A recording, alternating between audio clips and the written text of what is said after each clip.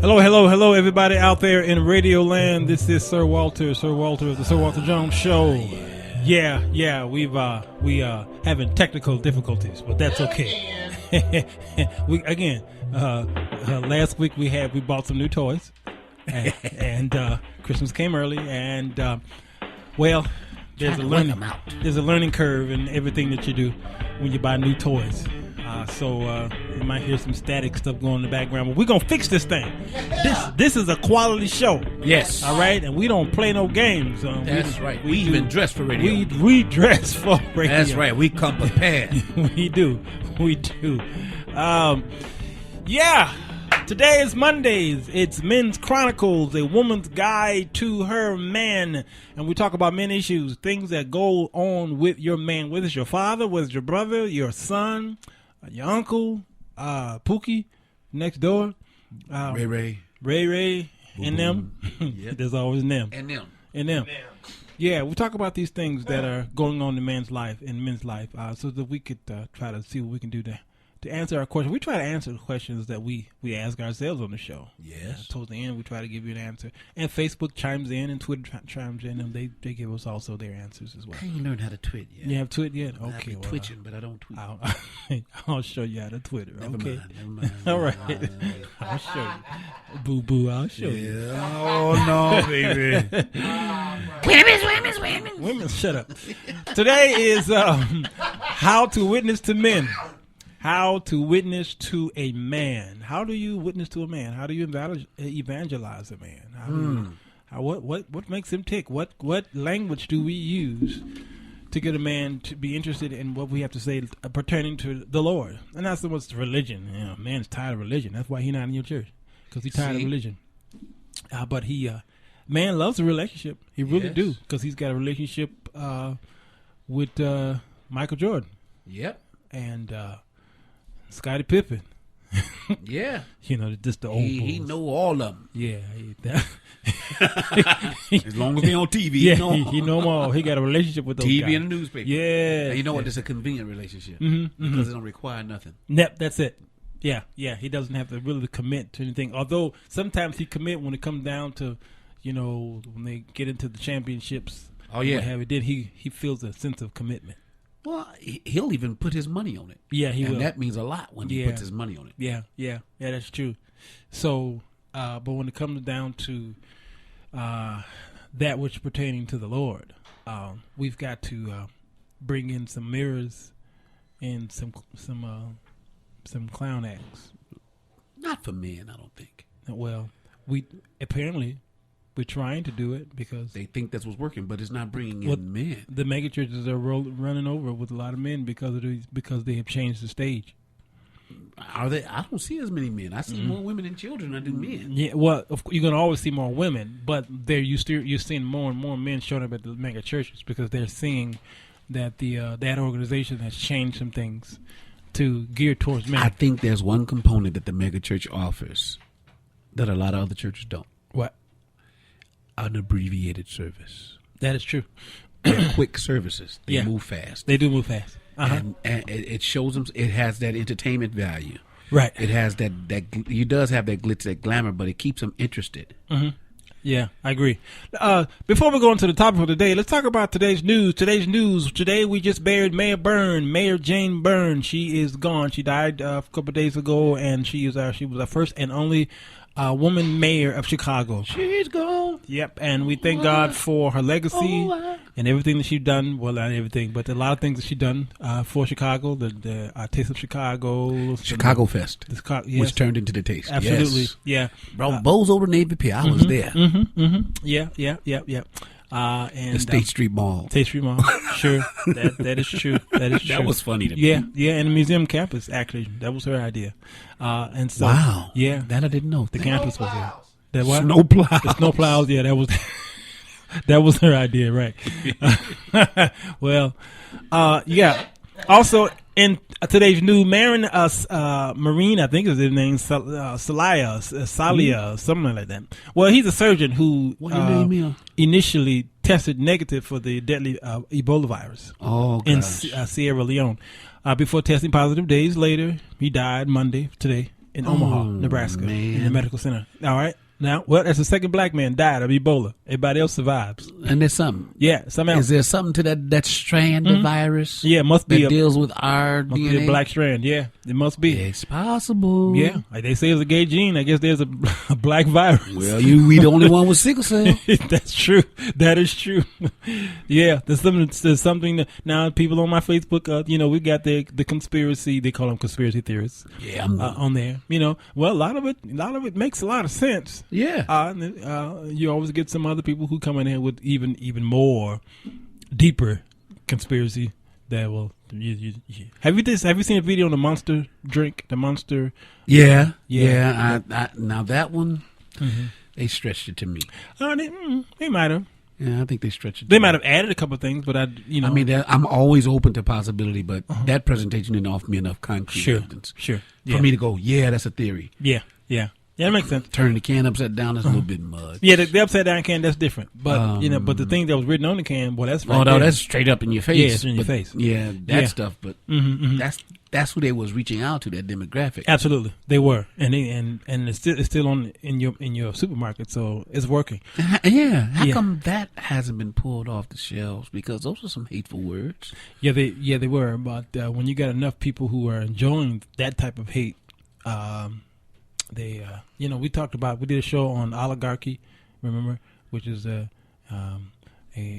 place where just a few people are the ruling body. Okay. Which is the United States, basically. Yeah, I had to download that word because I didn't understand it. Oligarchy. Oligocenia. Yeah. You just need a few people, and they next in the news is CNN reports missionary. Did I say missionary? Yeah, you did. I meant to say Missouri. Oh. My eyes are not the greatest. These contacts. Yeah. I got 400 on the left and I got 250 on the right. 225. And, they have to balance each other out.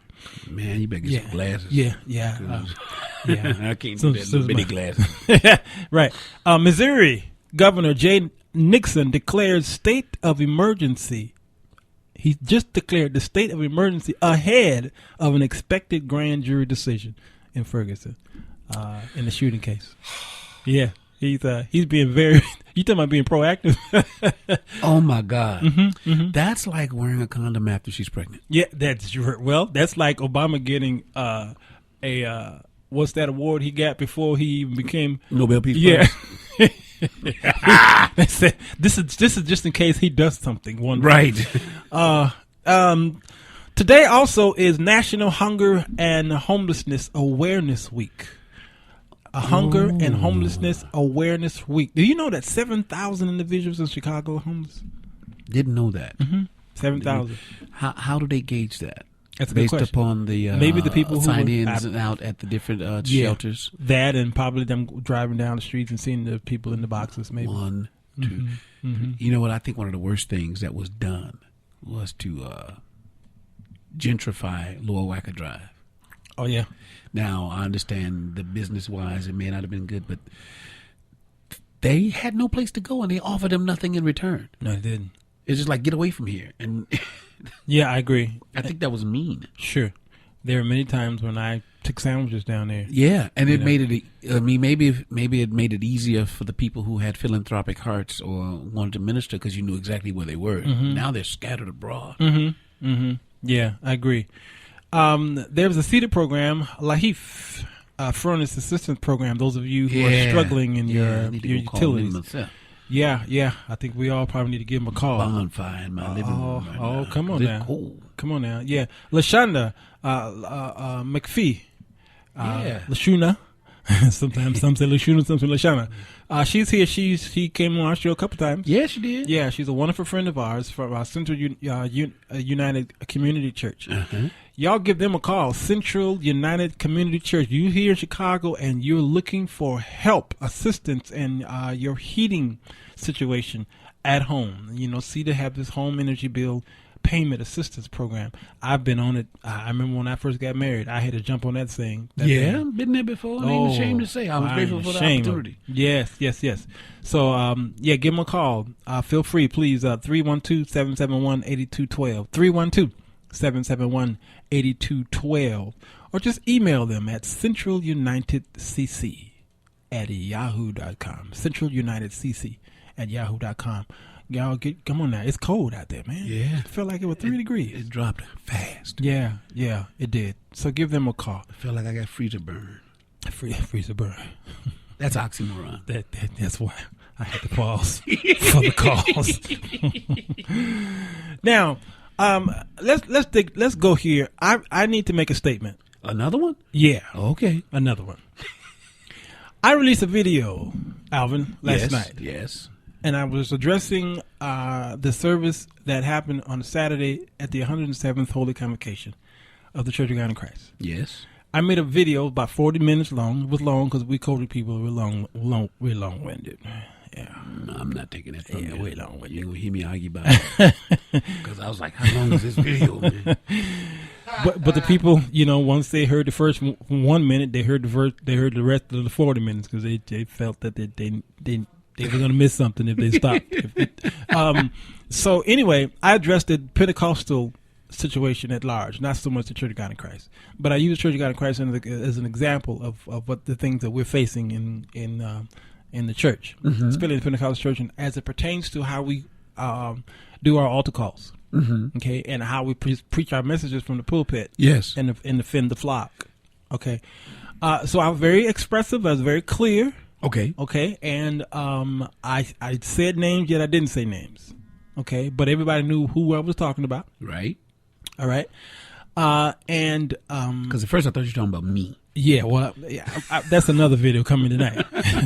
Well, I knew that once I hit the send button on YouTube and then went out there that I was gonna be barraged with information, okay, with calls and inboxes, and I was. I wasn't afraid. I mean, I would have never spent my time doing it, because if the video is 40 minutes, trust me, it took me and 2 hours just to put it together. Right. And then you got to render that thing for another day. It takes a day to render it.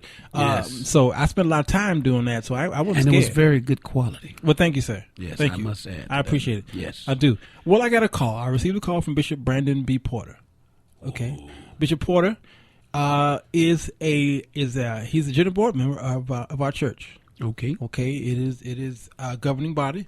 They're the head of our church. As we talked about, our church is set up in the Episcopal polity, where the bishops govern the church. All right, that's the setup.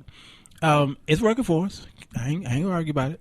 Okay, the elders, which I'm one of, have the ability to vote and what have you. We have say. Okay.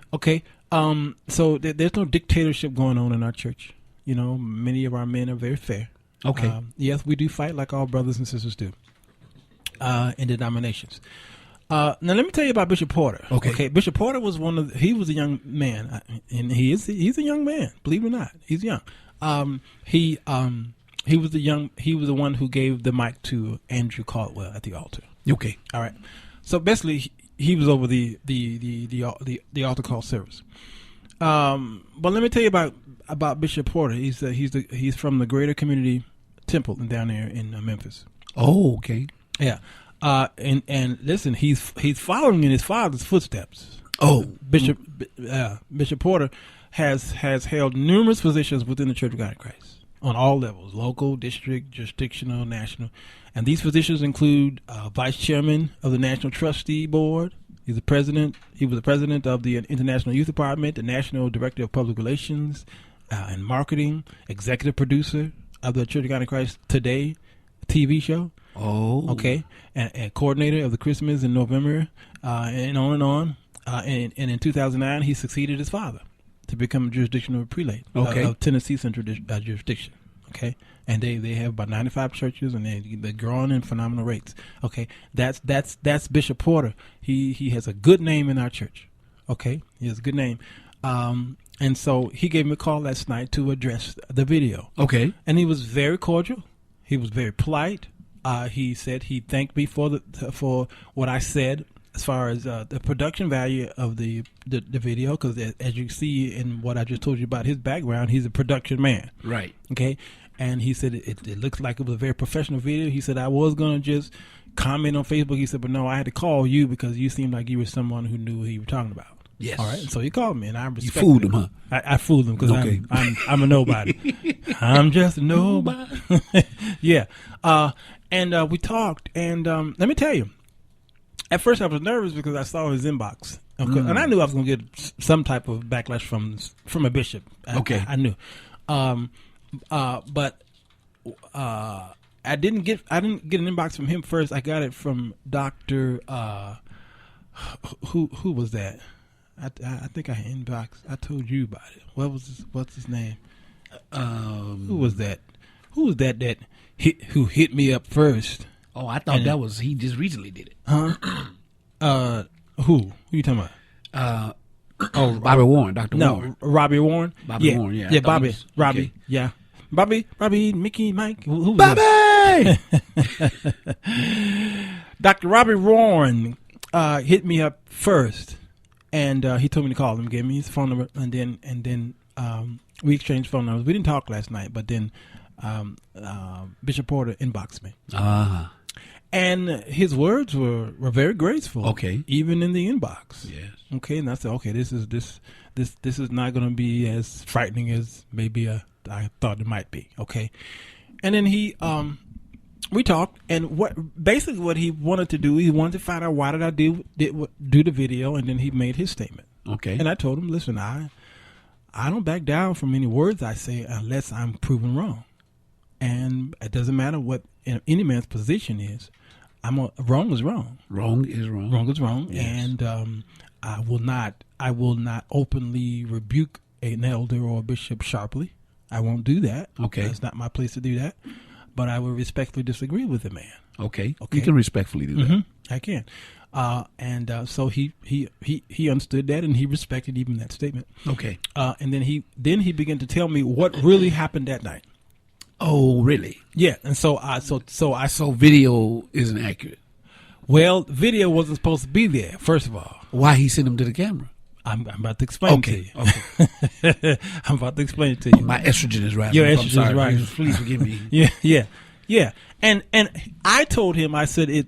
Unfortunately, when we're up preaching, it has happened to me on many occasions where I've said some things in the rush of trying to make another point. I said something, but I didn't have time or didn't go back to explain what I said. Okay. That part rubbed everybody wrong, and they couldn't hear the rest of the sermon. So they went home hearing that one controversial part, but they didn't hear the 95% of the good word that I gave. Okay. So I said that happens, and we're not perfect. I said, so you dropped the ball. When you do good, they don't remember. Okay, yeah. And when you do bad, they don't forget. Absolutely. So he said, where did we drop the ball? And then I told him that, you made the boy go up there to the camera. He says, let me stop you right there. And then he told me. He said, and I agree with him, that the cameras usually do not record that part of the service. Okay? It just so happened by misunderstanding with the audio-visual department. Okay, the cameras were still rolling, and he didn't know it was rolling. The reason why he said to walk or run to the camera was a point of distance.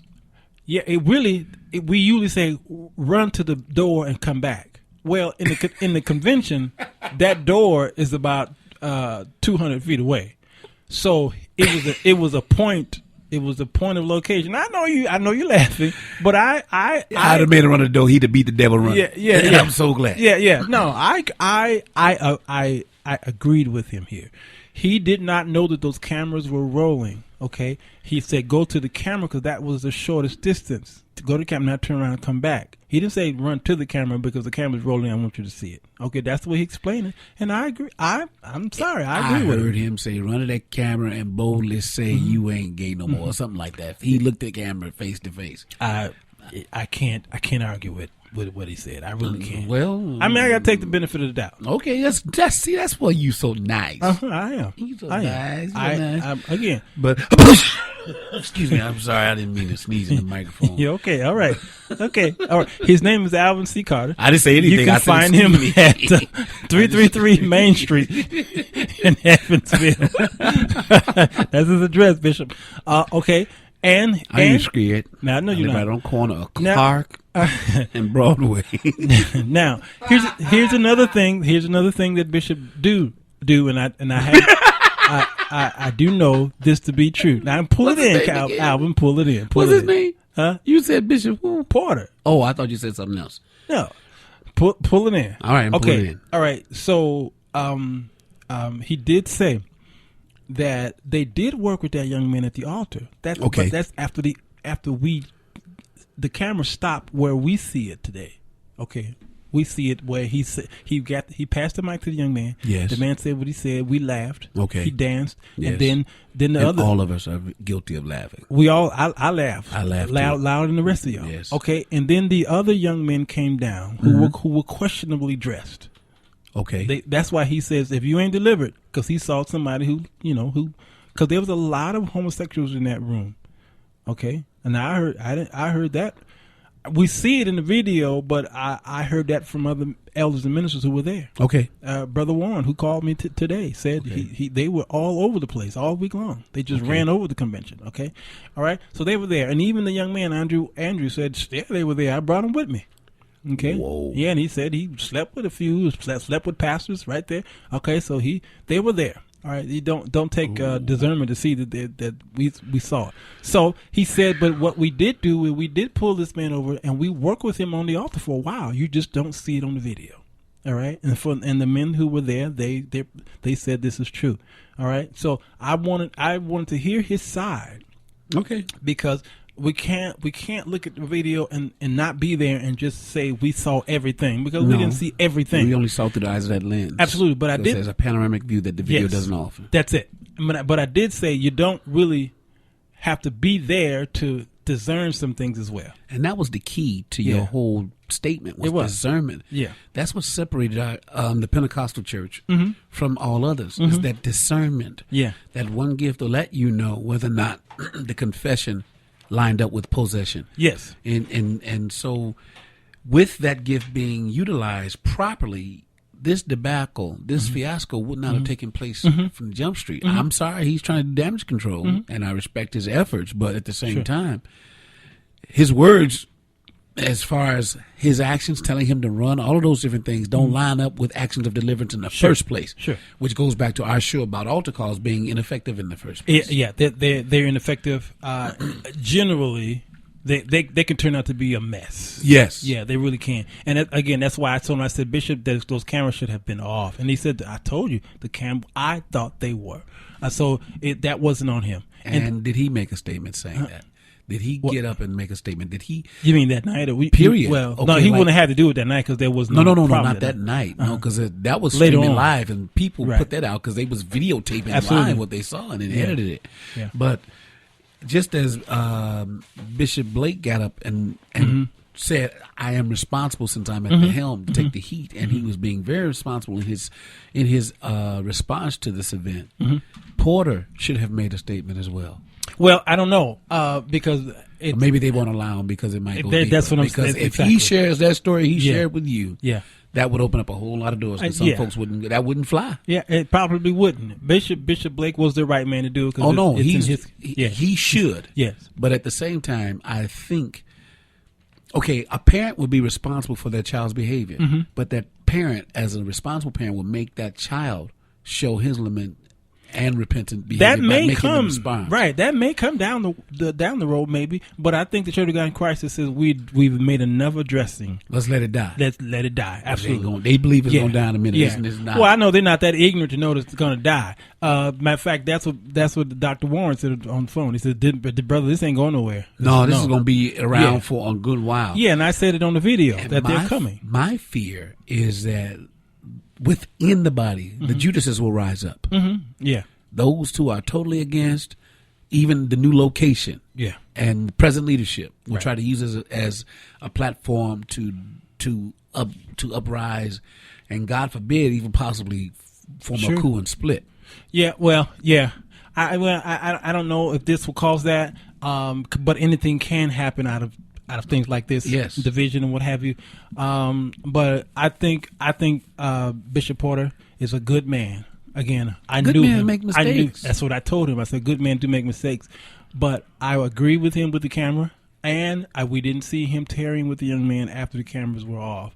I believe that that's what happened that night. I think he had a genuine desire to help that young man. That's why he spent that much time with him. Okay, and then all this other stuff happened. Now, would I have done it differently? Yes. I would have just done it differently. Yeah. But he's been working the altar for many years. That's his calling. That's what he does. Okay. And he give love offerings to those who he wants to encourage. And that's why you saw the $100 being passed. I've seen that done many times. Absolutely. I've done it many times based on the leading of the Holy Ghost. Me too. So I didn't see anything wrong with that. Mm-hmm. Yeah. So I mentioned that part. It's timing. Everything was timing. He got caught up in the wrong time, unfortunately. Well, not so much the timing, it's the videos. It's what we interpreted in the video that we saw. And that's why we continue to beat the head of don't record every part of your service. Just don't do it. We don't even record the offering in a lot of our services. I go to a church where they stream a service, but when it comes to the offering, you don't stream that stuff. No, you edit that out. No, you don't. Yeah. So that's an intimate time between the man who's trying to be delivered, those altar call workers who are trying to help him, and the Lord. And y'all take that somewhere else or shut the cameras off. And I think that's what the mistake was. So again, I'm only going by what my discussion was with Bishop Porter. Again, I've known his work for many years. I told him, I know your work. Okay, you wouldn't be a board member if the people thought you was a shyster. All right, we voted you in because we know your integrity, we know your work, and he's a good man, and I'll say that until he's not a good man, which I don't think it's gonna happen. Well, praise God, praise God. Yeah. So what we need to do is pray for him, so that he can continue in ministry and not allow a lot of this stuff to sidetrack him, because he'll let it make him stronger. Yeah. Well, yeah, and he'll know next time, how to do things. This is a growing opportunity for him to teach those that's coming up, since he's in this market. I think that's a great idea. Yes, I think it's a great idea. From working the altar, for media release, maybe streaming isn't the way to go. Maybe delay, watch to hours later or whatever. Have it a wise person editing as they're up there. Yeah, hire you. Yeah. No, I agree. I do agree. Even set formats, offerings definitely don't get videotaped. Yeah. But even altar calls should not be, because you never know what happens at those events. Yeah, you don't. And sometimes what will look like an act of deliverance for one can become a stumbling block for another. True. That's true. Yeah, well, he's not going to stop. He is a man of God. He's going to continue to help. Stop. Yeah, no, I suggest he continue to do the work of the Lord and help people get delivered. Love you, Bishop Porter. Love you, Doc, Robbie, and I was calling him Bobby for a while today, but that's not his name. What is his name? I'm not talking about Bishop Porter. Okay. Yeah, I gotta go to break. Okay, and as soon as we get all this static electricity fixed, we're gonna be back to a #1 show. All right, y'all. This is the Sir Walter Jones Show.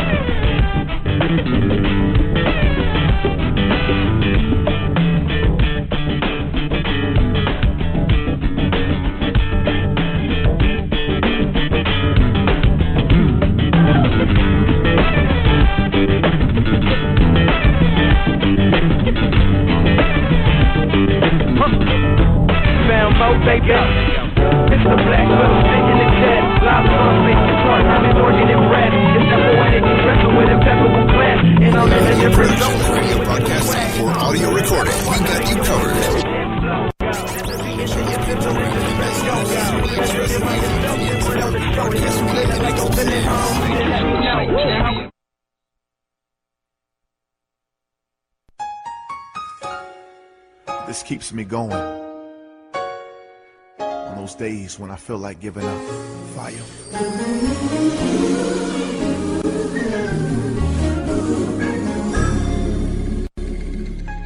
I believe the storm will soon be over.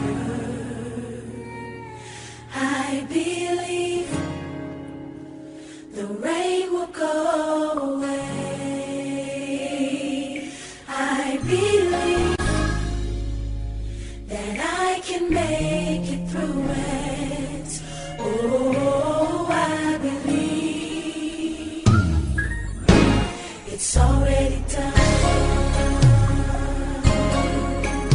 want you to already see yourself out of the storm.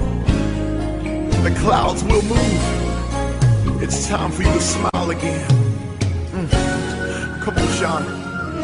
I believe the family will get better. I believe God will provide.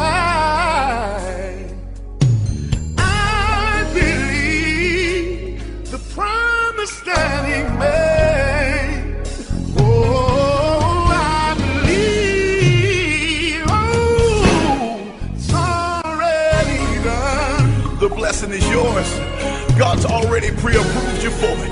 Come on, Zacardi. I believe that my God is a healer. Yes, He is. And I believe that I will survive. Oh, I believe that God is able. Oh, I believe. I know it is already done. The word tells us that if any two of us shall agree on anything on earth, that God will do it for us in heaven. And I know sometimes life has a way of knocking you down to the point where you can't even pray for yourself. But today I want to agree with you that it's getting ready to get better. And right now we are giving your problems an expiration date. And we're saying it's over. That you've been crying long enough. That you've been worried long enough. That you've been struggling long enough. And I believe that God's going to do it for you. I believe God's gonna do it. Yes, He will. I believe. Oh, it's gonna get better for you. I believe God's gonna do it. He's gonna do it. Yes, He will. I know He will. I believe. Fire, take it up. I believe. God's going to fix it. Yes, He will. I believe. It's gonna get better. Ooh, it will. Oh, I believe. If nobody wants to help you, God will fix it. God will fix it. Yes, He will. If you just believe. Just believe. Oh, it's got to get better. Talk to him, Sean. I know you've been crying at night, but I came by to let you know that it's gonna get better. To the single parents. Go in the room and grab your children, put your arms around them and let them know it's gonna get better. If you trust in Him, hang on in there. God told me to tell you it's gonna get better. God's gonna do it. You can't handle it.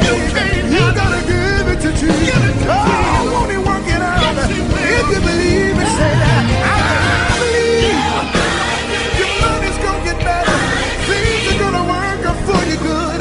Tell somebody. Oh, you gotta believe. That cancer will bow down. Your child will get saved. Encourage somebody now. Yes, I do believe. Yes, I do believe. You need to call somebody right now and tell them God's gonna do it. We've been made. Oh, we do it for it now. Oh, John. If you don't remember anything else, I believe remember this. your storm is over. I believe your rain is gone away. Clouds have moved. I believe you'll make it through it. Oh, I believe it's already done. I'm excited. Sir Walter Jones. Who is it? Sir Walter Jones. What's his name? Sir Walter Jones. Whose show is this? Sir Walter Jones. Who is it? Sir Walter Jones. Say it again. Sir Walter Jones. Who you with? Sir Walter Jones. One more again. Sir Walter Jones. The Sir Walter Jones Show. Co-host Alvin Carter. We are a Christian talk show in where we tackle all the hot topics in a believer's walk. Monday is Men's Night. The Men's Chronicles, a woman's guide to men. Sir Walter Jones. Who is it? Sir Walter Jones. What's his name? Sir Walter Jones. Whose show is this? Sir Walter Jones. Who is it? Sir Walter Jones. Say it again. Sir Walter Jones. Who you with? Sir Walter Jones. One more again. Sir Walter Jones. Hello, everybody. I'm back. Hey, y'all. I'm back. We are back. This is the Walter Jones Show.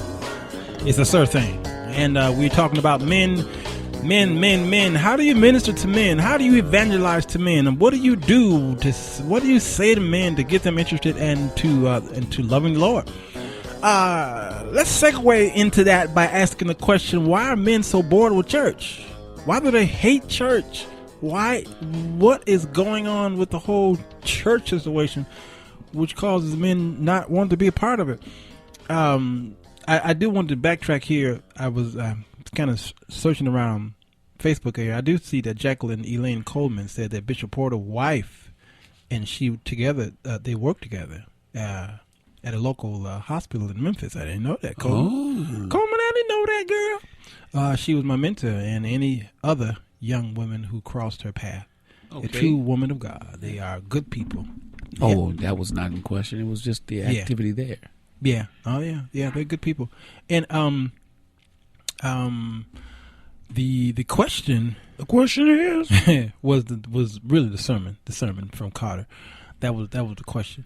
And everybody's blown up about that, and that's the whole purpose of Bishop making the statement, the official statement. Was not against Bishop Porter. It wasn't against anybody. No. He just basically made clarity, and I'm sorry for cutting you off, but I believe had he been there, I believe that it would have gone a different route. I said that while I was watching it because I kept looking at the stage and I was looking for him. Yes. I said, he's not liking this. He's not liking this. And I kept looking around and then the camera never pointed to him. I said, maybe he's not there.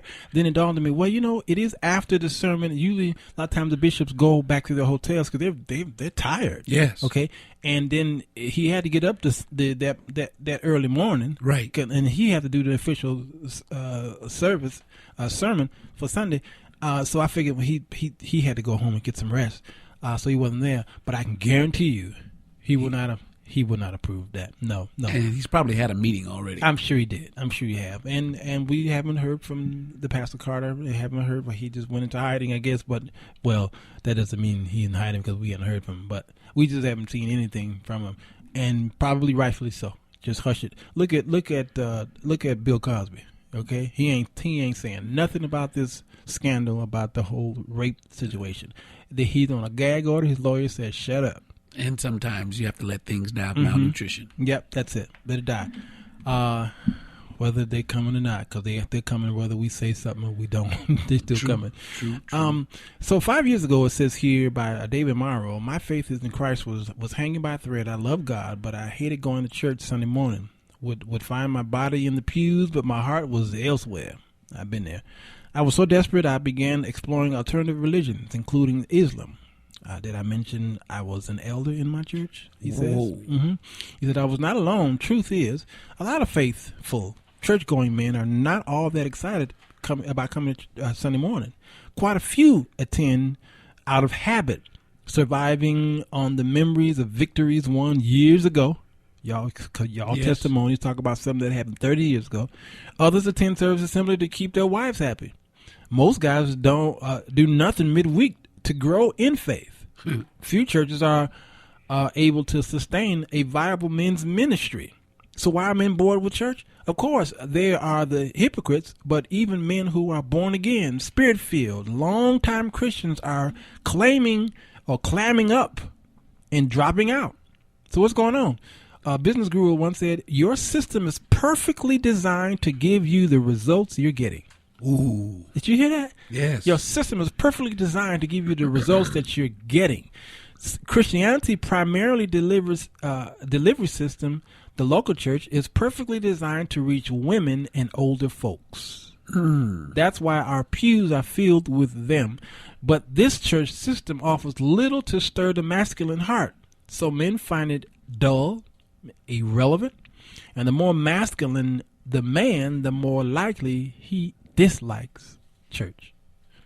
Your response? I agree. The more masculine the man, the more he dislikes church, because one, church requires such an emotional outcry, an out display. And most masculine men will not show that softer or weaker side of themselves. You'll find that more men that do come to church would be quiet, refined. Yep. They'll sit there and they may be touched, but they don't have to feel obligated to express That's it good. that way. That's good. Yeah. Unless there's some singers going on and Yep. there's something else goes on that really, really touches them. You can, if you want to find out how anointed you really are, you see if the men respond. Yeah. Wow. If you want to find out if your message is hitting home, see if the men respond. Yeah. Yeah. Because see, men have a strand that or as they say in the streets, game recognized game, and they know when it's just a catchy slogan or even a good idea. But when the men react, you know it's God's idea. Yeah, man, that's good. That's profound. And I heard a lot of men. I heard pastors who have a lot of men who follow them. Yes. Say the exact same thing. He'll say, these men believe in me, and once they believe in you, they'll follow you all over the world. Jesus proved that. Yeah, he sure did. Yeah, He had to show them something though. yeah, he did. I'm sorry, I'm getting ahead of myself. Yeah. And we're gonna go there.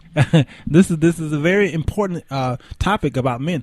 A lot of ladies out there wanting help. Why my boyfriend, why my fiance don't go to church, and not so much church. He's not interested in anything that I do religiously.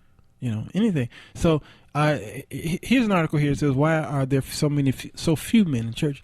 On any given Sunday all across the world, churches are likely to have more women in the pews than men. Some estimate now they even break it down, I think, to some numbers. Some estimates place the so-called gender gap in America at 61% women versus 39% men. Okay, that's from www.uscongregations.com. There's a census on. I didn't know that. That means that every Sunday there are millions more women attending church than men. Millions. Man. Okay.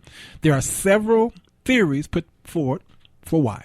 Comparatively, there are so few men attending church. One theory is that the church teachings emphasizing humility, holiness, and introspection are seen by some men as weak, as somehow less than masculine. Okay, men are looking to be challenged with a bold message of adventure, danger, and aggressiveness. Yes. You agree? I agree. Okay. Finding the right activities to attract men is also a challenge for many churches. Some congregations make an extra effort to provide times of fellowship and bonding for men by adding hunting expeditions, fishing trips, sports, and etc. To their schedules. Another theory is that many churches knowingly or unknowingly create a feminine atmosphere with decor, floral arrangements, pastel colors, frilly curtains, and pictures of pastoral scenes make for a peaceful ambience, but they tend to make men feel disconnected. That's another reason why the maker church is more appealing. There you go. Mm-hmm. It has an arena type of feel. Yep. Versus intimate, because we don't respond well being intimate. You know, have a hard time for us just shaking hands and sitting close. Yes. So there's a whole nother piece. A whole nother piece, which we need to talk about. Some churches tend to appeal to a masculine sensibility by changing their decor to something edgier, darker, more robust, and less nurturing. Okay, even though men like nurturing, they just don't want to see it in their arenas or their venues. Right, that's bedroom nurture. Yeah, because the nurturing is when they relax and let the guard down. They feel safe. Yeah, they don't feel safe out in public. That's good. That's good. Another explanation for why there are so few men in churches has to do with the stereotypical masculine ego. Men are naturally self-reliant, headstrong, and proud. The theory goes, and are therefore naturally more resistant to the divine calling, to humility and submission. The gospel confronts our need, and men are often averse to admitting neediness. So the gospel confronts the need, but the men often retreat, saying, "I don't really need." See, So you have to present the gospel to a man. oh, I can live without that. There you go. Yes. So I think, Brother Al, we have to present the gospel to a man in a way that makes him feel that you need it, like a good salesman do. Yes. He come knocking on your door with the vacuum cleaner, and you don't have any carpet. See, Yeah. what about this for? Yeah. What about this for? And knowing we gadget buyers, Yeah. we are men are gadget buyers. Yeah. Yes, we are. And if you can hook us, we bought it. Absolutely. How many tubes have we bought? We don't even use. Yeah. Yeah. We can see its usefulness. Yes. That's reaching us. That's good. That's good. Because he's going to, the carpet salesman, the door-to-door guy, he's going to convince you, listen, you may not have carpet in the living room, dining room, but once you see how this works, you're going to go out and buy some carpet. You know, yeah, we're going to do that. I have gone to stores and saw a tie. I know I didn't have a suit to match it in the closet, but because that tie was so fantastic, I got to buy a suit to go with yep, it. sure did. Or either some shoes or something. Got to do it. So I buy the bigger ticket item just so I can that for that $25 item. So that's how we think sometimes. That's how we think. Yes, Yes. and we got to know how man thinks. Now, possibly the man have a little carpet in his closet, and it's smelly, and you can't keep sweeping it. You got to clean it. Yeah. So the carpet guy, come in and say, "Yeah, I don't see no carpet in the living room, dining room, or in the kitchen."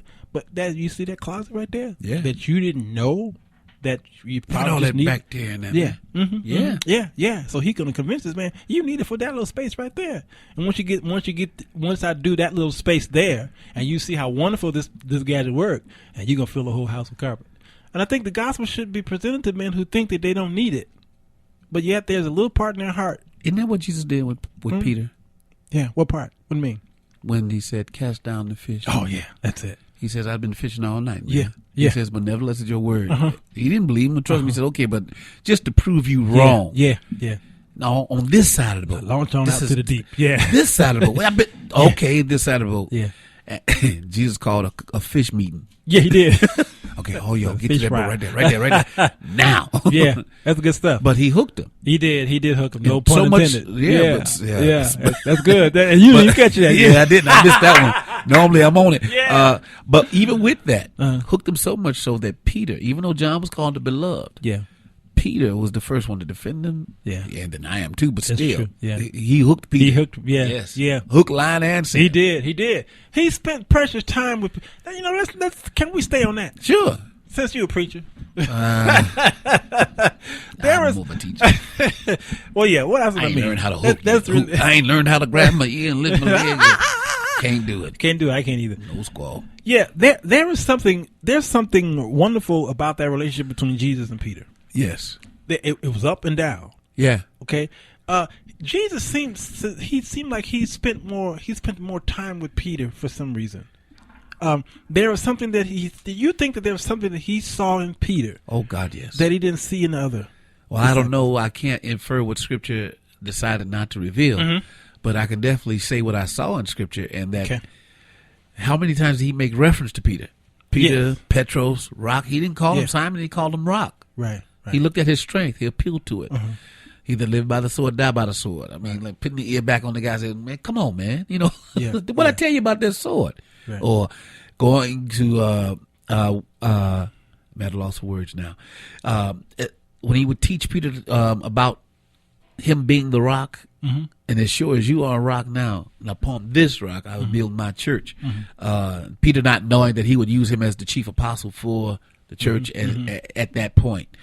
Oh, Peter, as much as you say not so right now, and I'm telling you what's going to happen to me, you the first one to speak out, but you're going to be the first one to deny me too. Yeah. Well, you know, some people have a problem. Now, do you think Peter was the rock, or was Jesus referring to something else? Well, he wasn't referring to Peter as the foundation of the church. Okay. I think he was using him as an example, a comparison, if you will. Yeah. You Because know. the Catholic Church believe that Peter is the rock. Well, they can. If they choose to, they have a good argument there with Scripture. They do have a good argument. Most Pentecostals disagree with it. Yeah. Yeah. But I can't. I've never gotten into that argument. I think Sure. that's being penny wise and dime foolish. Sure. Yeah. Meaning what? And Don Foolish. Yeah. Yes. Yeah. So, I mean, that's majoring in minors to me when it comes to doctrine, because Jesus is the rock. Absolutely. Yeah. He's In the weary rock. land. Yes. Yeah. Oh, persevered. Yeah. Yeah. But then he did say when he you know how we say we call our children by their first name when we really need to we call them by their entire whole name. Yes. When they really want them to get the picture. So he Yes. said Simon. Yes. You know, you fool. Yes. Basically. Boy. Man. Yeah. But it appears to me that he spent precious time with Peter because, well, you think Peter was hard-headed or there was something going on with him that he seemed to have bucked against leadership? I personally think all the disciples were not what the image that many people put them out to be. Think about their professions. Fishermen. Yeah. They are dirty, grubby, grimy, Right. strong, burly men. Right. Tax collector. Nobody likes that person No. because he sometimes has to take his money. Yep. So you think about those guys. You think about Jesus being a carpenter. There were no Black & Decker tools then. There were no drills then. If a hole was to be bored, they had to do it with a hand drill. You ever had to use a handsaw? Oh, yes, I have. I mean, that's hard work. So It these is. guys worked hard. Right. They were burly men. Come on, the 12 of them walking through the streets. Right. Nobody bothered them. Right. So you think about they were men's men. Right. There's nothing soft about them. Right. Yeah. Except they say something about John being a cupbearer. Right. Sure. But that's just, I mean, so was Nehemiah. But what does that say? People can infer what they want. Right. These were men's men. So I think all of them had these bullheaded or tough tendencies. They might have been more like your motorcycle gang than me. Sure. You know what I'm saying? Yeah. Duke boys, if The you will. bigger boys, right. Yeah. So Peter being probably the leader of them all because extra biblical information says that he was a part of a inner group of circle. swordsmen. Yeah. Okay. That's what you're A saying. group of swordsmen who were trained assassins. Sure. And he was always the first to pull his knife. Sure. So he had a violent streak, Absolutely. as well as many of them. Right. If you'll allow me to mention the movie that Mel Gibson did with the Passion of the Christ, I think that opening scene at the Garden of Gethsemane was a wonderful interpretation of what really happened. Yeah. That fight looked real. I believe that fight took place. Yeah. I believe when those centurions came to put their hands on Jesus, that those disciples defended him first.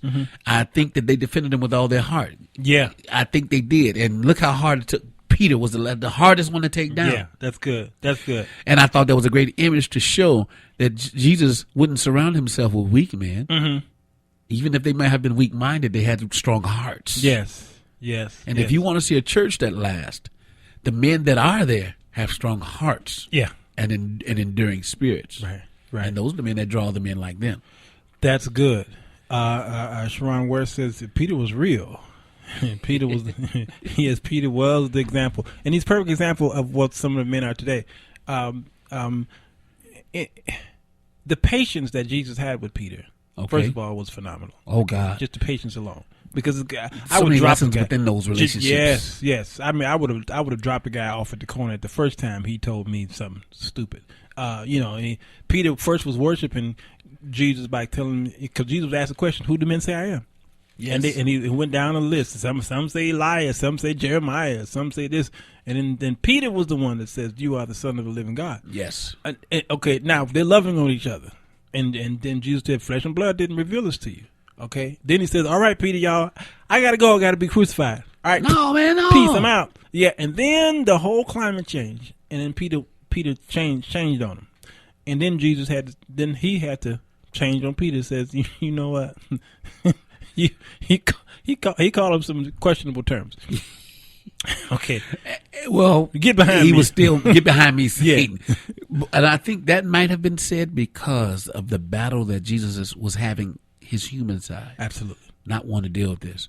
And knowing that if he told his 12, they're going to come at me, but we gonna have this. Let's ride. He knew if nobody had his back, Peter had his back. Yep. And that between the power he had as God and man and Peter's heart to stand with him, I don't care how many it was. Yeah. That's my ride or die. That's good. And even though Peter denied him, I think Peter got caught up in the moment. He was afraid. Okay. All men have some fear. Oh God. Even though the ones that stand strong and say, "I ain't scared of nothing," he's lying. I'm never scared. Yeah, that fear drives his anger. That's it. That fear drives his push. Yeah. Because if you want to get me mad enough to fight, make me scared, I'm not gonna get out of here. That's good. That's good.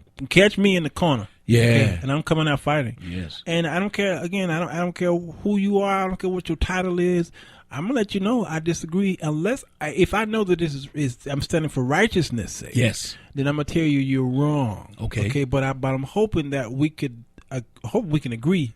But if we disagree, I hope we can disagree agreeably. Okay? Yes. And then we move on and continue to do the same work that we both were called to do. Yes. So Peter denied. Yes. Okay. And then Jesus come out of the grave. And he says, now tell the disciples, and then he spotted Peter separately from the disciples. He separated them. He said, go tell my disciples and Peter. Okay? So he's going after Peter still after he come out of the grave. And then finally when he meets up with Peter, Peter has this look on his face like he committed a crime. And then Jesus asked him the question, do you love me? Yeah. It is a wonderful love story between a man and a man. Yes, which is extremely delicate. Okay, because we look at the relationship between David and Jonathan. Okay. These relationship in American society now. It appears gay. And see, that's the other thing. We look at it through the Western lens. Yeah. The Western European lens, not through the Mediterranean, African lens. Because there's nothing, if you look at some footage, to see two African brothers walking down the street holding hands, that would never be heard of here. And they're not gay because they will kill you for being gay. True. That's true. It was just a matter of they were free enough to love each other, to even touch each other. That's good. Yeah, and that's a wonderful way to say that. That is, and it's all about culture. Yes, and interpretation of what you see and how you were raised. Yes, and what's acceptable when you in your surrounding demographic. Yeah, that's good. If you just tuned in, we're talking about how do we minister to men only right now today, because this is Men's Chronicles. Yeah, we're getting some responses now. All right now, okay, they're there. Listen, y'all want to call in and talk to us. If you got a response and you think you know what you're talking about, even if you don't call anyway, we tell you. 773-675-5906. 773-675-5906. You can call us. The phone lines are open. Even though we got new equipment here and it's trying to blow up in Dion's face, we gonna figure it out. Oh no! Yeah, we gonna do our own. He ain't even smile. Sure enough, it's had enough. Wait, that's right. All right, y'all. We're coming right back after this short commercial announcement, if we got one. Okay, this is the Sir Walter Jones Show.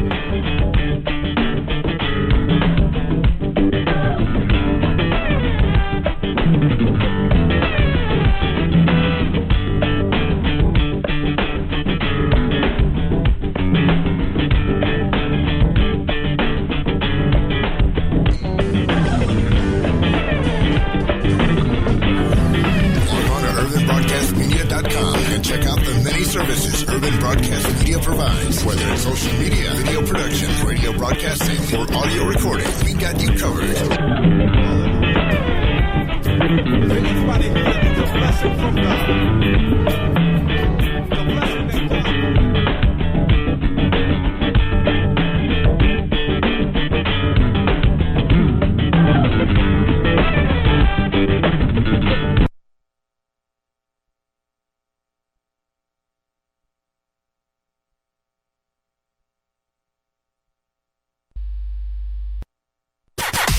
Broadcasting all over the world at urbanbroadcastmedia.com, delivering love and inspiration 24/7. Programming and does not necessarily express the views and opinions of Urban Broadcast Media and its subsidiaries. Thank you for listening to UBM Praise. Let's go. Sir Walter Jones. Who is it? Sir Walter Jones. What's his name? Sir Walter Jones. Whose show is this? Sir Walter Jones. Who is it? Sir Walter Jones. Say it again. Sir Walter Jones. Who you with? Sir Walter Jones. One more again. Sir Walter Jones. The Sir Walter Jones Show. Co-host Alvin Carter. We are a Christian talk show in where we tackle all the hot topics in a believer's walk. Sir Walter Jones. Who is it? Sir Walter Jones. What's his name? Sir Walter Jones. Whose show is this? Sir Walter Jones. Who is it? Sir Walter Jones. Say it again. Sir Walter Jones. Ladies, what do you want to know? How bad do you want to know it? What are you willing to do to find out? Tune in to the Men's Chronicles right here. Monday. Sir Walter Jones Show at UBM Praise.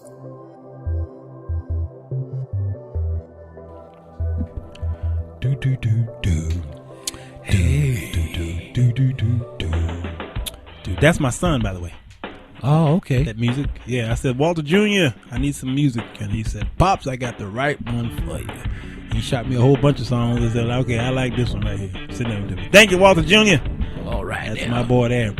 We were talking about Peter and the relationship that Jesus had with Peter as we tackle this subject about how can we minister to men. Peter was a wonderful example of a lot of men that we know today. Yes. In and out of our churches and in our family lives. Okay. The hard-headed guy who showed a emotional side, but he just didn't want to, it was hard for him to show that side. Unless it was in a belligerent war, like, I remember when they had asked Jesus, can we buy swords? Okay. And Jesus said, oh, go ahead. And they did, and he said, okay, that's enough. That's enough. How many you need? Yeah, how many you need? Okay. You only swing one. Yeah. And then, of course, we see what Peter did with his sword. He got some fish. Yeah. And then when they said, you the one was with that Jesus guy, and then he had some words that we say cussing. Expletives. Yeah. Okay. And then he went into hiding. And then finally, when he met Jesus again, he was faced with this humility moment of answering the question. Do you love me? Yes. And it was brought to him 3 times. Yes. Yeah. And I think, although I've heard maybe some other scholars have said that because he denied Jesus 3 times, Jesus had to give him an opportunity to, redeem himself 3 times, because he asked him 3 times, do you love me? That's really digging. Mm-hmm. Yeah. That's really digging, yeah. boy, I tell you. I like it, though. Does God require all that? Well, God, I'm about numerality. You know me. Okay. I'm their numbers make sense to me. I love it. And God is consistent. That he is. Yeah, especially in numbers. He's consistent. So he asked him 3 times, and of course, the last time he did ask him, Peter was distraught. It's like, it broke him. Yeah, I guess it made him think. It did make him think. Okay, I can hear that sometimes. It made him think. But then Jesus won him, though. He won him over. But it seemed like they had to go through this lengthy relationship in order to get Peter on board. Yes. Yeah. So there are some things I guess we need to do. But there's more than one type of man, too. It is. Peter's one type of man. Yeah. Notice the diversity in the 12. Right. Yeah. Because you had Matthew, the tax collector, who was politically correct, so to speak, because he wasn't collecting tax for the children of Israel, for the Hebrews or the Jews. He was collecting for the Roman government, but he was a Jew. Right, exactly. So that meant he knew how to work both sides, to gain favor from one side, to get from another. But he was not well liked because of his profession. But he was liked enough to be heard. Sure. So how do you address that man? That is true. The publican was hated by the Jews. Yes. Okay. Matter of fact, they said if a publican if you rubbed against him by mistake, you had to go home and get washed, change clothes, and burn your clothes and take a shower. I mean, that's how much they hated him. That's the way I feel about the IRS sometimes. Oh God! Don't stop me. Don't even go there. the internal revenue. Oh my God! They give you a service, all right. Oh God! They really go internally. I tell you. Ooh, they get me down on the inside. Yo, shana. Yeah. Well, there was the inner circle of men. Yes. And I think they had 3 different attributes. Yes. Peter, James, and John. Okay. Those are the ones that you saw on the Mount of Transfiguration. Okay. Those are the ones who, after you didn't hear from the entire 12, you heard for those 3 all through the New Testament. Them 3 popped up. Peter, James, and John. They just kept popping up. You didn't hear much about the others. Yeah, other than Matthew's gospel, that's it. That was it. You didn't hear much. And James being the brother of Jesus. Yeah. Yeah. So, but they carried on throughout from Acts all the way through. You kept hearing, and then you look at the relationship that Paul had, who he had disassociated himself from the brother. This is further proof that men they disagree in holiness. They do. Oh yeah. So they went men because they have heads, right? And two leaders have a hard time submitting to one another. That is true. That's true. Yeah. So sometimes you lead over there, I'm lead over here. So one became the Gentile leader, and the other became the Hebrew leader. Yeah, that's good. So further reading, it says there are other hypotheses, such as upbringing. Most men were reared by fathers. Yeah, who did not attend church. Oh, you all in my stuff. Go services, ahead. And so have no role model for masculine involvement in the church. There's a suggestion that men, the traditional breadwinners, are too busy working or enjoying their day off. I've seen many of them. It's sports. Yes. Sunday is filled with sports on Sunday. Okay, so they're enjoying that. So they're too into that church to enjoy the wife's church. And overly sentimental church music is sometimes mentioned as something that keeps men away too. Too much emotion in your music, to some degree, or who's presenting the music. That's a good point. But men walk in there and they see everybody with their hands lifted and crying, what have you. That causes some men to not want to be part of that. On the flip side, if you go to a church that does more traditional or quartet music, which has a more dominant, hard sound, you'll find more men in those services, those concerts, and the like, because it's a masculine presentation, and then it's men. Yeah, I ain't seen a gay quad singer yet. Yeah, I'm sorry. That's a good point, though. I mean, they might be out there, but I ain't seen them. That's a good point. Because it's so masculine, it's rough, it's robust, it's hard singing, it's a hard drive to the music. Right. So it's like, yeah, I can do this. Yeah, that's good. There might be a grain of truth in each of these theories, but none of them fully explain the gender gap in modern churches. No one rejects church simply because of frilly curtains or sappy song. They're most likely a deeper problem. Truth be told, followers of Christ have always included a large percentage of women.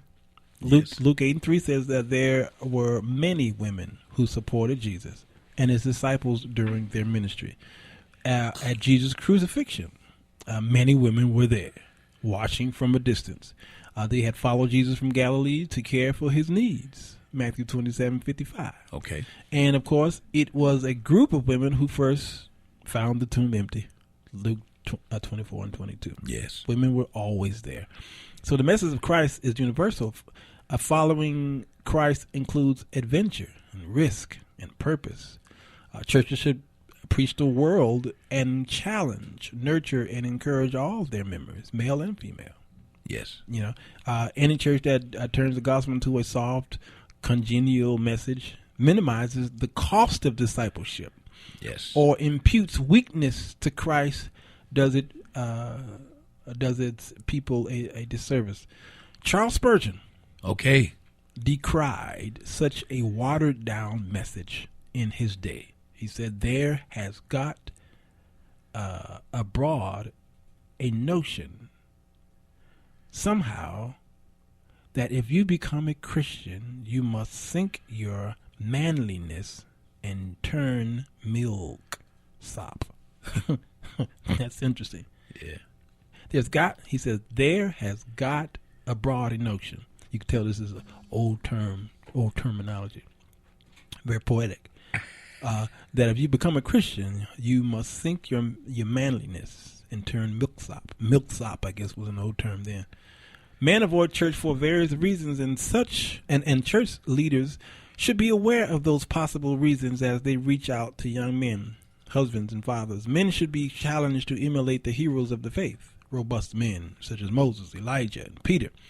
The Christian life should be presented as the adventure it truly is. And we should pray that God would increase the number of men who recognize their God-given responsibilities and who are unafraid to commit their talents and service to a local church. Now that's church, okay? But then we are dealing with men who are on the street. It says, how did Christianity founded by a man and 12 disciples become the province of all women. I mean, of And in mostly some women. cases, dominated by it. Yeah. There's a pattern of feminism in Christianity going back as at least 700 years, according to Dr. Leon Patos, author of the Church Impotent. Okay. Soon the very definition of a good Christian had changed, boldness and aggregation and on and on. And I know in American history, especially during the revivals of, what's his name, the great revivalist. Billy Graham? Yeah, Billy Graham. If you look at some of the old revivals on TV, a lot of the men were there. They brought their families. Yes, and he was able to reach a lot of men. Yeah. I had the privilege of working at a school with a bunch of older white men before they were retiring. Really? And they would have their discussion. One was, he became agnostic. He says, and they would tease him and say, he's Jewish. He says, yeah, I'm Jewish, but I don't know what I am. I don't know if we're a religion or a race. Wow. He says, but I did like to listen to that Billy Graham guy.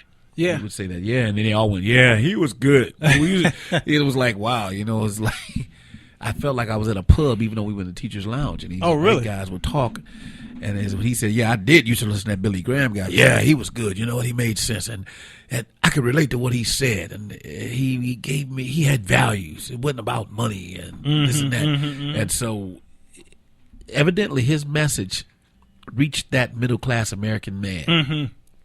You think it was the times though, because we were dealing with post-war, and we were dealing with communism, which was the term that you use like we use the N-word. Yes. Okay, when you say you a communist, that's the worst thing you can say to someone. And Billy Graham really built his ministry off of that, preaching against communism, and the people loved it because communism was synonymous to receiving salvation. Okay. Or the not having communism was right. It was like saying the devil, communism, or the Lord. So he brought that in, and I think the men of that time loved that type of teaching. Yes. But then something happened, something changed. Do you think that there's a difference between how white men see church opposed to how black men see church? Yes. Okay. Yes. What do you think it is? I can't say because I'm not a white man. I mean, but you see how they interact in church. From what I've seen, I've had the opportunity to go to some interracial worship experiences, and the white men come to church in a very relaxed state. They may have on a sports coat and a shirt. Very rarely do they have the tie. Yeah. Because they wear a tie all week, many of them. That's true.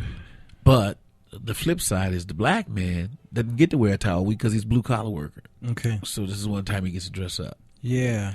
Now, also, then you find that there is a different level of expression.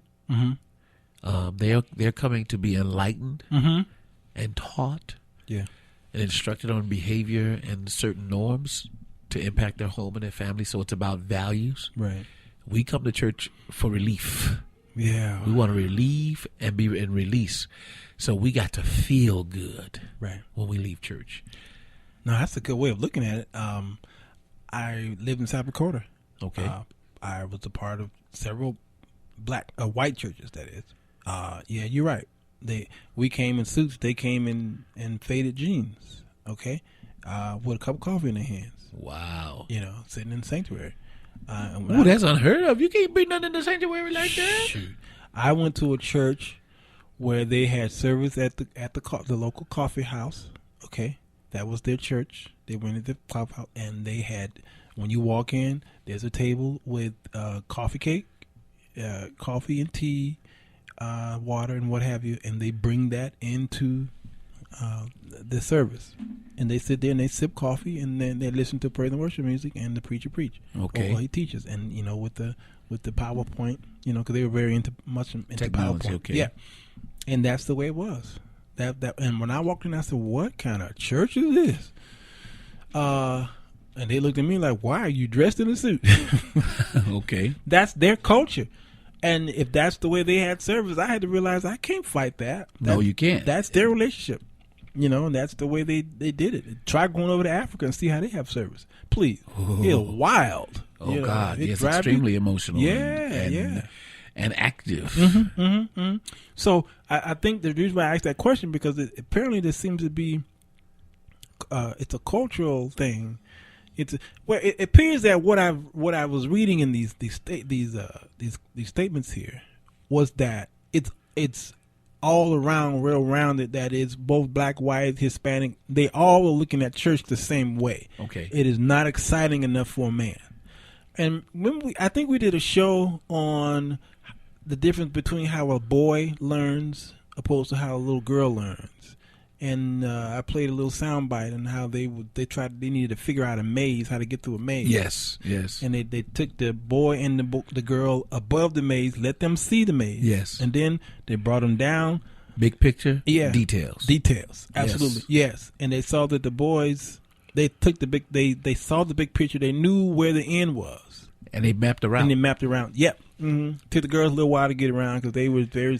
Yeah, man maps out his time sometimes. Now we may be bridge crosses a lot of times, but when it comes to going somewhere and doing something, yeah, okay, this shouldn't take but a little bit of time. Yeah, that's it. And after a few minutes, they looking at their watch. That's it. And that's why today's church, and I've seen it work effectively. They have, and I think you allude to the American churches. Their services are not 2-3 hours long. Yes. Okay. They walk in there, and what they have done is they removed the Jesus on the cross out of the off of the walls. Okay, they removed the pulpit furniture that we see in our traditional churches. Okay, they removed the seats that look like pews. Okay, they took the steeple off a lot of our churches because they didn't want it to look like a church. They wanted it to look like more of a club setting. Okay, because men attracted to that type setting, and then they use smoke. Okay, for a lot of their praise and worship, a lot of those churches. Oh, fog machines. Machines. Oh yeah, make it look like a show. And trust me, that's the way it was in South Dakota when I was there. Yeah, I walked in there and I said, what is this? Am I at Bar and Louie's up the street? But those men were packed in there.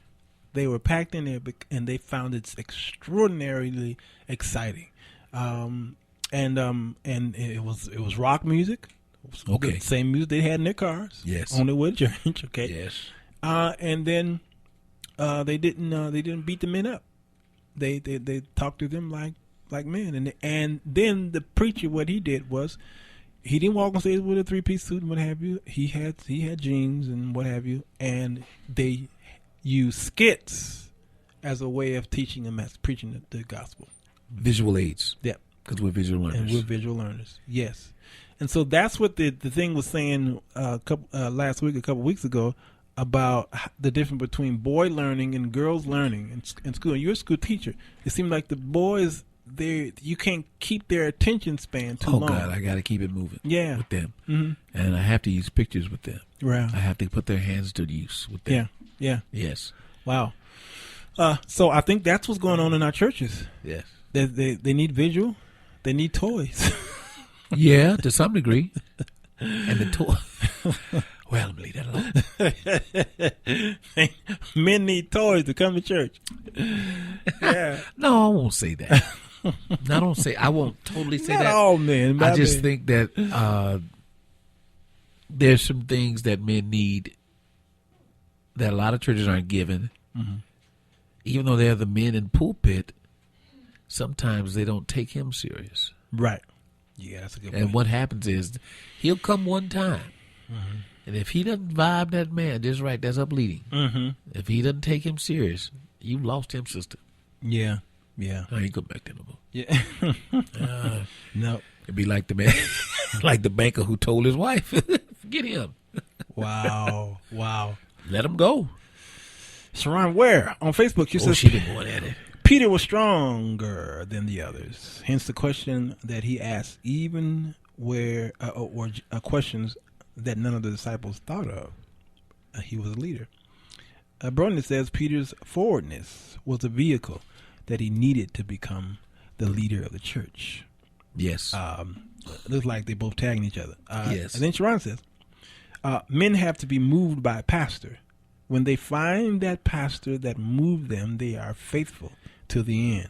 It's a matter of what pastor could capture the man's attention at that moment. And then Abronius says, don't forget that Peter had gone into a deep state of depression. He was on a boat fishing while naked. Yes, yeah. Lord, she always captures those things, those moments. Father, I stray. Sharon says, it's hard to get men to come to church when they are seeing a lot of homosexuals in ministry. You will find hardcore men when you find a pastor that preach against homosexuality. Is that what she said? You will find hardcore. Okay. Or if that pastor is hardcore. Okay. Yeah, hardcore. And they're not going to sit under a soft man too quick. No, not too long.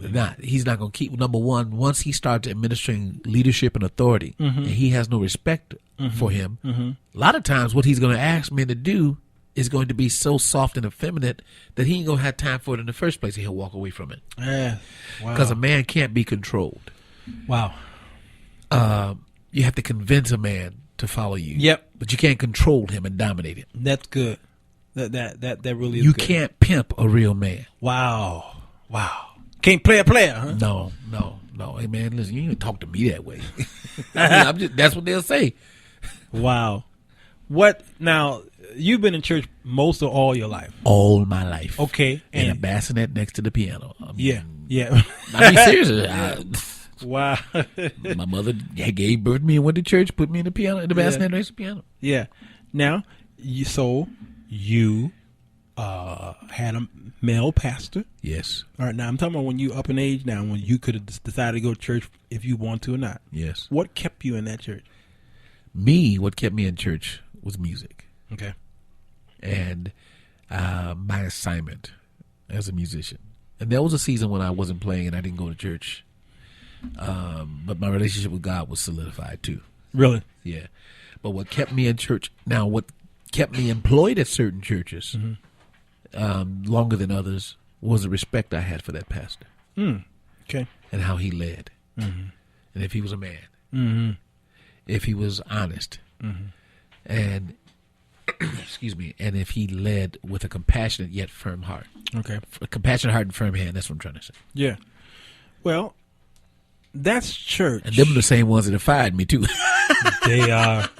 Oh yeah, trust me. I can respect that. I can too, man. I've been laid off a couple times from pastors because I was a rascal. For that maybe, but more so because they just listen, man. The budget ain't right. Yeah. We just can't do it no more. Oh yeah, I've had and that I said, well, you can call me anytime you need me because you came to me the right way. Yeah, no, that's good. Versus trying to play the weight game and I see. Can I get it to you Wednesday? Can I get it to you? Okay. Oh, I'm sorry, we forgot to mail it. Or whatever the reasons was. Games, yeah, I've been played to like that too. But I will say it's funny you bring that up because I will say that I was part of a ministry. I had 4 and 5 checks in my pocket from them. Week after week, I couldn't cash them, but I kept going back because there was the pastor had integrity. He was telling me the truth. Yes. Okay. And he was saying, please bear with us. I'm trying to work this mess out. Okay. All right. But the finance company, the department kept writing checks and giving it to me. I'm like, why y'all writing me checks? No, I can't do nothing with it. Right. But I stayed there until I could not afford to stay there any longer. And then when I was getting ready to leave, I told the pastor it's going to be my last day because at the time I was married. Right, and you still have to take care of family. I couldn't keep going home telling my wife, well, maybe next week we'll get paid. No. So I told him, this is my last day because Miss Jones ain't playing. So, yeah, she ain't playing. Mrs. Jones. So he said we're gonna have a musical. That'll be your last service at the scheduled musical, and then we'll bid you goodbye. And we had a musical, and then he turned around and gave me that entire offering for the musical. I wasn't expecting anything. He said, we have to do this. I would be less than the man to do this for you. Yeah. And to this day, I still go back to that church whenever they call me. That's that's what I'm talking about. Yeah. Certain pastors can call me. I'm like, okay. I'm coming. Yeah, because I know that, you if you could, you would. Yep. That's it. And I have several pastors that way. I know they can't afford me, but they're such good men, you know. That you wish they could. You wish they could. You wish they could. But I still do a service for them when I can, because, you know, I still got bills. But right. When I can, I go and help them out because, again, they're good men. Are we early? Are we early, D? I don't know. It's 5:27. Oh, okay. What is it? That's on me. I just wanted to make sure it's working. I'm like, I'm in. Oh, he's I hear back. music in the air. Make sure stuff working again, you know?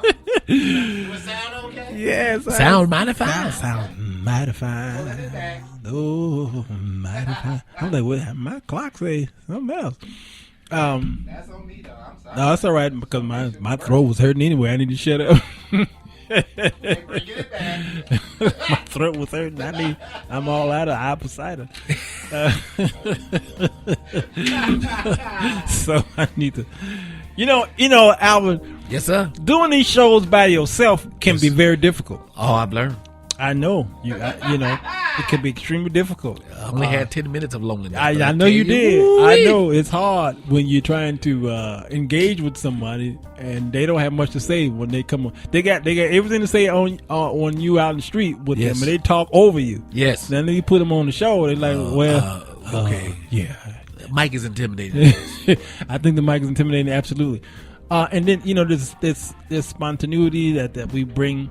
And that's why I try to prepare my topics. I write things down to make sure if something happens, I say if you can't be here, I got stuff I prepare weeks ahead of time that I can keep it going. Yes. Yeah, man can read and expound. But see, we're preachers. We should be able to just spontaneously, you know, I learned how to prepare a message from my father, one of my fathers of the gospel, Bishop Kelly, Lorenzo Kelly out of where? South Dakota. Okay. Rapid City, South Dakota. I've been so many places. I had to decide. I had to figure out where I've been. And he said, I've been everywhere, man. I've been everywhere. He said, here's what you do. He says, I learned that you prepare your sermons. Just prepare, outline. He taught me how to outline my sermons. Yes. Okay. And he says, this way, if you have to preach Sunday, okay, and you got your stuff with you, but something happens where you got to rush out, okay? And, and if somebody, anything can happen, you can get sick, and there's another minister sitting next to you, and he takes your notes. Yes, he should be able to preach your message. There you go. He's supposed to be able to preach your message from that outline. And I learned it to be true, and it worked out for me. It worked perfectly. So in this situation here, I have my own special outline that I do on the show just in case. Oh, really? Yeah. You won't let me see? I can't let you see. It's a secret. Oh, listen, our secret will be back after a short break. Because I thought we was just being spontaneous anyway. yeah. Because I didn't need it. I didn't need it because you're here. All right, y'all. This is Sir Walter Jones Show. I promise you. Call me.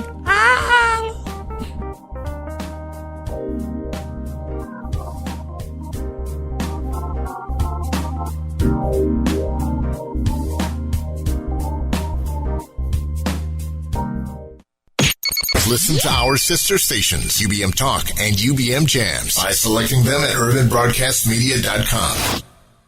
The following show is paid programming and does not necessarily express the views and opinions of Urban Broadcast Media and its subsidiaries. Thank you for listening to UBM Praise.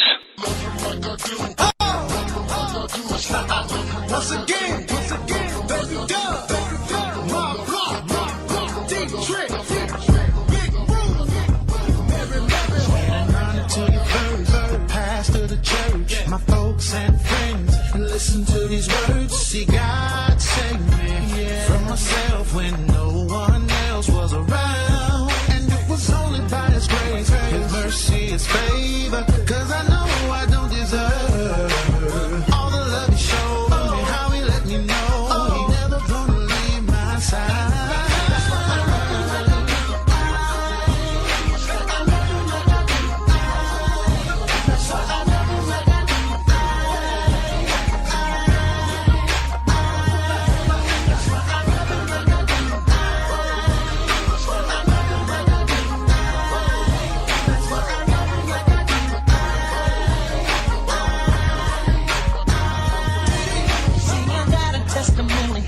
saved my soul when I was just a sinner left in the cold.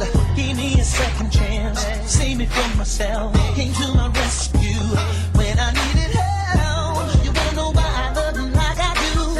That's when my enemy said I was through. He took me from the bottom and put me on the top. He laid his hands on me, and now I can't be stopped.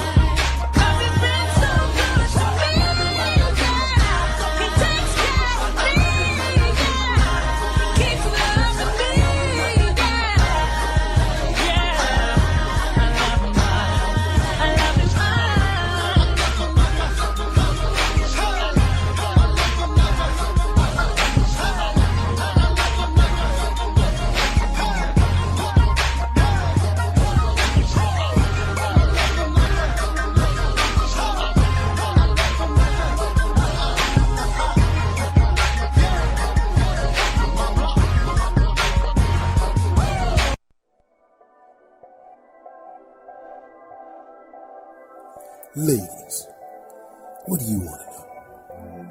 How bad do you want to know it? What are you willing to do to find out?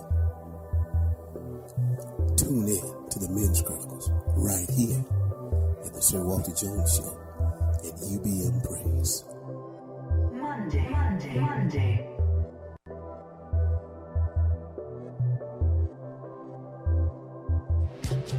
Politics, doctrine, current events. Let's meet at the Controversy Corner on the Sir Walter Jones Show here on UBM Praise. This is Keep It Real Carter here, sitting outside the doors of the church that's located on Controversy Avenue. And as I peeked in, I noticed wasn't no men in there. Bunch of women. That's the opportunity, ain't it? But then I began, why ain't no men here? I looked in the pulpit. I listened to what he was saying. He wasn't saying nothing to me.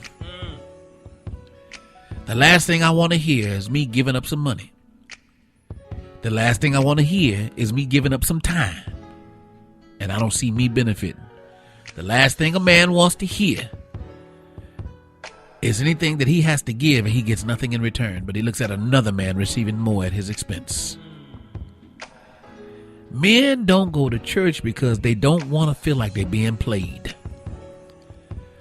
Basically, I sum it up in threes. If you want to see men somewhere, it's because they're being shown something, they're being taught something, or they've been reached, their heart has been touched. So in order for men to fill up the pews again, preachers, you're going to have to show them something. Show them something that has value. Impress them. It may require some entertainment or some intellect. Challenge them. Make them think. Present it to them in a way that makes them want to miss work or tape the game. Teach them. Inform them. Tell them something they didn't know. Then you can reform them. Show me why I have to do this. Why I have to give. Make him think. You can't reach his heart until you reach his head. Then you will touch his heart. If you touch his heart, but don't embarrass him. Let him express it the way he wants to express it. So worship leaders, quit telling them to stand up and tell them to touch a neighbor. Quit fussing at them. Quit hollering at them. Let him and God have their time the way him and God wants to have their time. Remember, if he talked to you, he can talk to him. He made man first. So, ladies, you may be wondering, how come my man ain't in church? Ask yourself this question. Did his daddy go to church? Because, we do what our daddies do. Then sometimes they don't go to church because they tired, because they've had to work all those hours. And church is just too long. Or if they go, there's too many collections. Post saints offering, pastor's love offering, tithes and offering. Too many offerings. Ain't one collection enough? Can't y'all? I only get one check. How come you can't get one check? Especially when unemployment is going up and I'm receiving unenjoyment. Services are too long and inflexible. Church can get very boring to a man real quick. They not impressed with you dancing and shouting all the time because they got TV for that. They'd rather be at home watching the game. So you have to make some adjustments. The most important one is 5. They've lost faith in God because the only God they see is you. If they can't see God in the people that comes out of the church, they figure what's inside is what's going to come out, right? What are you showing them? It's up to you to inspire their heart to believe in God again, and they'll come to him. They see churches as hypocritical. Well, I got to go to church every week. I can talk to God every day. And when we see something that's fake, and if we want to see something fake, we'll watch wrestling. We ain't got to go to church. Yeah. Hulk Hogan, where you at? But here's another one. An insensitive pulpit. When the preacher puts their business out or talks about something similar to them that is not directly preaching a message of reformation, it's just adding a point to their idea to make their presentation more plausible and appealing to the audience, which is dominated by women. So if you want your man in church, let him see the God in you and he'll follow you. And that's my controversial corner. It's the God in me. Yes. Yeah. Controversial corner. Here every day, Monday through Friday, 4 to 6 p.m. Central on UBM Praise. It's a time where we just talk about controversy, although my show is filled with it. Controversial Boulevard. Especially from a lot of the calls I've been getting. Ooh-wee, you've been controversial this weekend. Yeah, I have been. I think you're gonna be kicked out the college. Yeah, again. Be the third time this year. I will say though, I got a wonderful inbox from a young man. Oh. I'm not going to say his name because he may not want to be called. That's why he inboxed me. Say my name. Say my name. No, I'm not going to say that. But it was a very encouraging. Apparently, he saw my video and he says, "I've been in Church of God in Christ my whole life. Both my parents were very active in ministry. Okay. Currently, I'm a member of. He mentioned the church, and wanted to let you know how much you have made me proud to be Kojic." He said, "Elder Jones, your video motivated me not only as a man, but as a man of God. Your perspective was Holy Ghost influenced with the knowledge and common sense that God has naturally blessed you with. Thanks for taking a lead in this issue. Really appreciate how God used you in this manner. I pray God continue to use you and your will to be submitted to His in these last and evil days. Go forth and be blessed." Now that's encouraging. You know, yes, it is. That is a blessing. If I can help somebody as I walk alone. Yeah. And you don't know, unless people tell you you're doing something right, you just don't know. You don't know. You just don't know. But if God told you to do it, then you stand by whether That's they right. say thank you or not at all. Yeah. We got to get some. Yeah. It's cold in here, y'all. Fire. Yeah, it was on earlier, then it stopped. Yeah, well, it stopped and it comes on and gone. I'm fighting with my executive producer up in here. We That's right. I got the answer for that. We see. So y'all hear in the background. She talking about how I'm bringing the a air space is heater blowing. tomorrow. Yeah, we bring 2 of them. My So we can run toes. the light bills up because our toes is freezing now. Yeah. Thank God for editing. Absolutely. Yeah. Y'all can tune into this show on Spreaker.com. Well, you probably listen to it now if you're listening to it after the show went off live. Spreaker.com. We're there, and we're talking about the whole thing about ministering to men. They need ministering to in a special way. And quit trying to lay hands on us all the time. Yeah, and throwing us to the ground. And, I ain't falling for and nobody. Blowing No, on us. Please, no air in my face. No. Yeah. Don't do it because that's one thing that's a turn off for a lot of us men. Yeah. I will say here, it says, hit me again. Yeah, right. I'll knock you out that collar. Well, have you noticed on YouTube, one man got hit in the face and bled. He got punched right in the face because he was ministering to a man at the altar. Oh, yeah, and he punched him. Yeah, and he punched him in the face. And so you got to be careful. It says here some solutions here. You may agree with it or you may disagree with it, but you kind of alluded to it in yours, in your controversial corner. Make very simple changes, mainly in the area of decor, language, and culture. Yes. These can be very subtle. Yeah. Here's a piece of low-hanging fruit. Okay? That's what it says, Alvin C. Carter. Alvin Carter. It says. I ain't said nothing. Yes. Well, I ain't heard that in a while. D back on it. He on the job. I was about to fire him. Low hanging fruit. It says, if you want a church full of men, simply bring an object into the pulpit every single week. Take your 25 minutes and build it around an object. Lesson. And I guarantee you in 2 years, you will have a church full of men because they want to see what it comes up. Men will pay attention.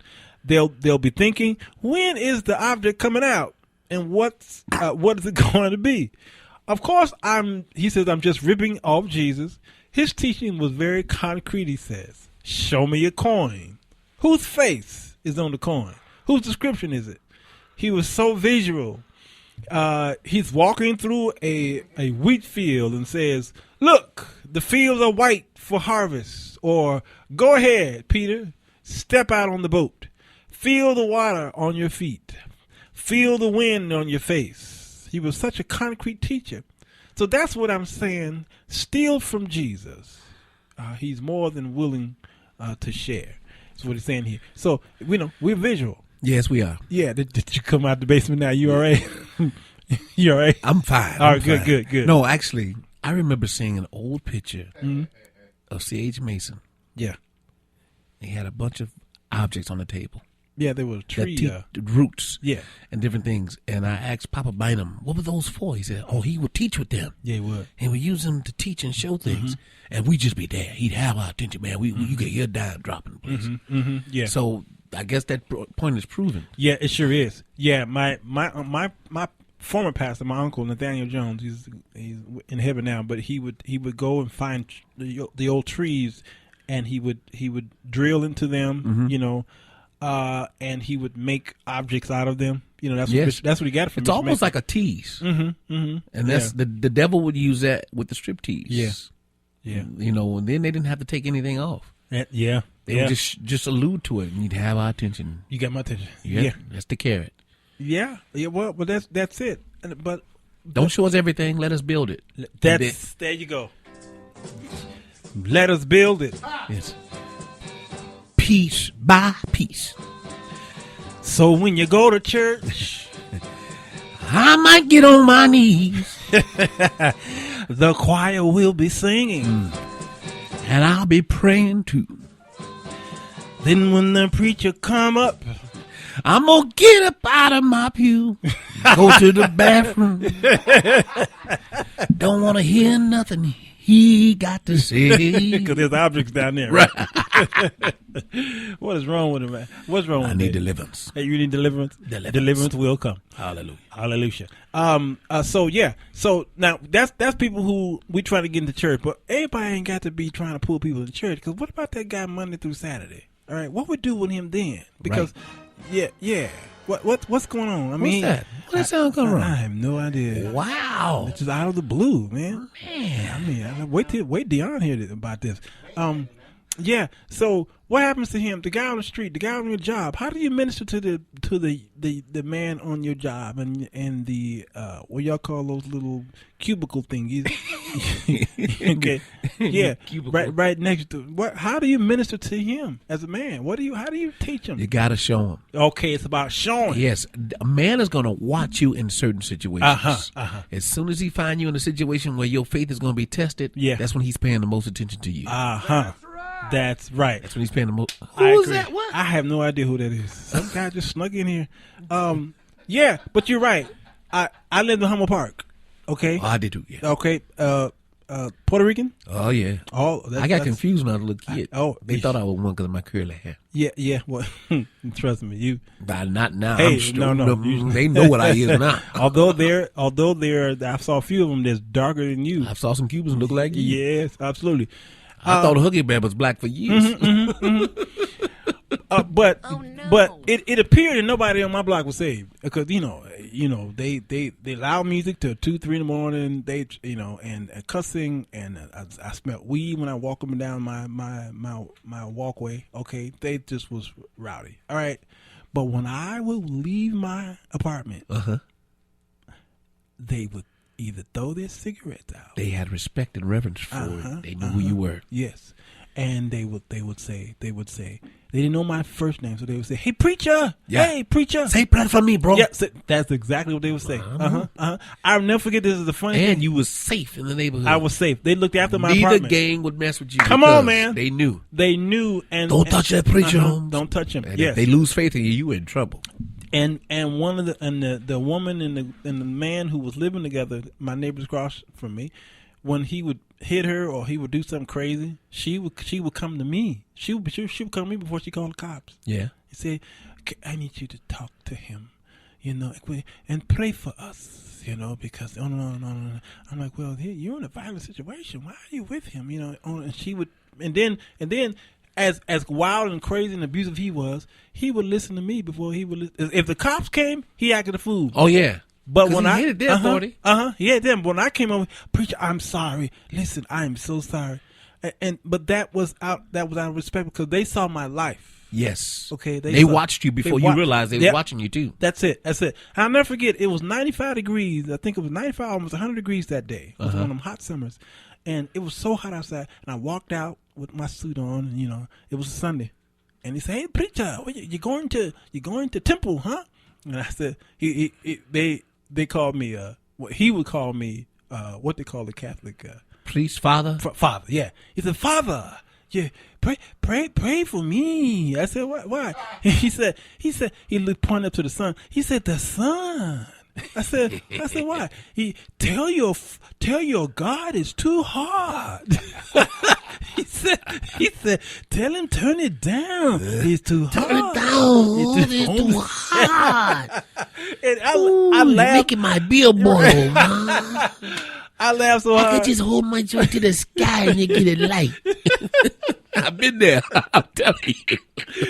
And I laughed, but he was serious. Yeah, he was like, they believe the man of God got power. He said, "Why are you laughing? I serious. You tell your God turn it down. Talk to him, man." And check this out. By the time I got home, because we in church all day. Yeah. By the time it got cooler. He said, "Hey, Father, thank you." I said, "Why?" I had forgot what he. "Thank you, man. I see you, Father. Turn the heat down." I said, "Man, go back in your apartment." It was so funny, but I reached that man. Yes. And the other men, they follow. They watch me. Okay, and they see. And so I think you had the perfect answer. How do you reach the guy in the cubicle next to you? You can't follow. You can't do what he do. You can't go to all the parties he invites you to, and all these other places that's questionable in your walk, and then expect him to be won over to. You can't invite him to church. I don't know if I totally agree with that. Okay. I think if you showed yourself humble enough to participate, if he invites you. Mm-hmm. Don't shun him. If he invites you, don't push him down. But when you do go, you still the same you.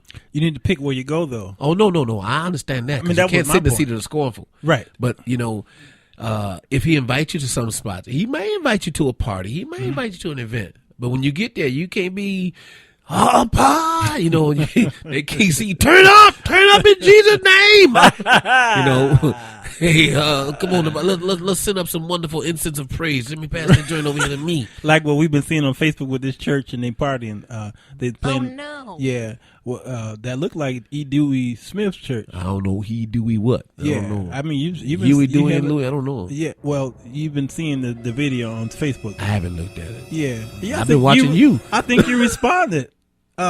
Everybody's putting this video on my wall of this big mega church where they're playing secular music and the whole church is dancing. They're dancing to this secular song. I gotta go back and look. And then they started doing what's that land? The line, slide. In the pulpit.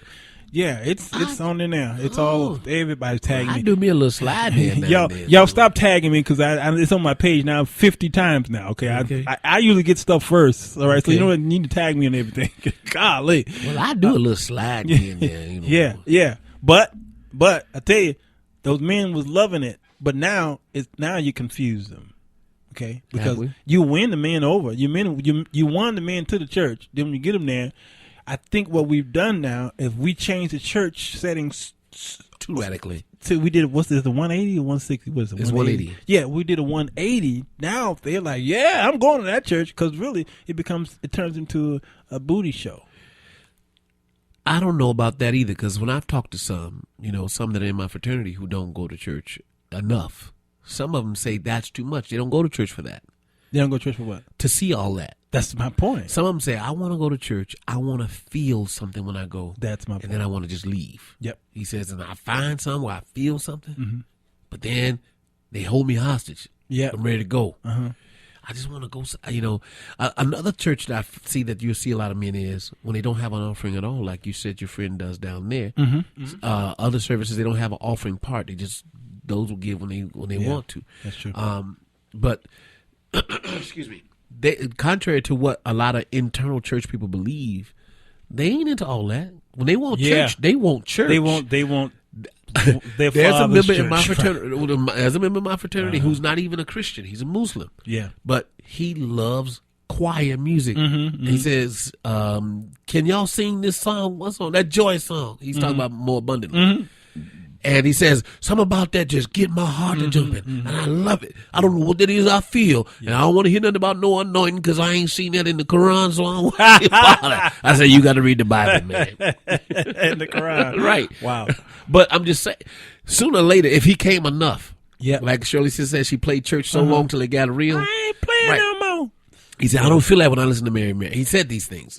I don't feel that when I listen to such and such. It's a good groove, but I could easily rap to that.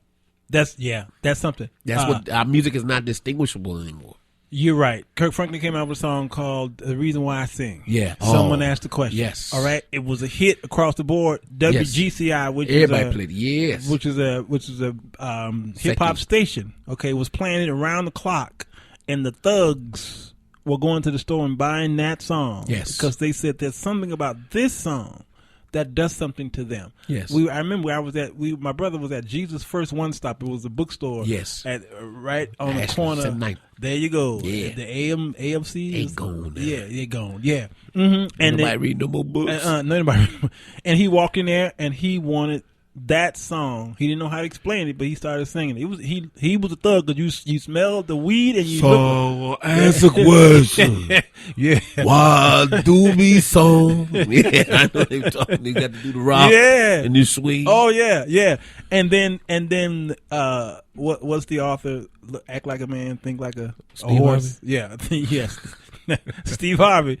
He was when he was doing GCI.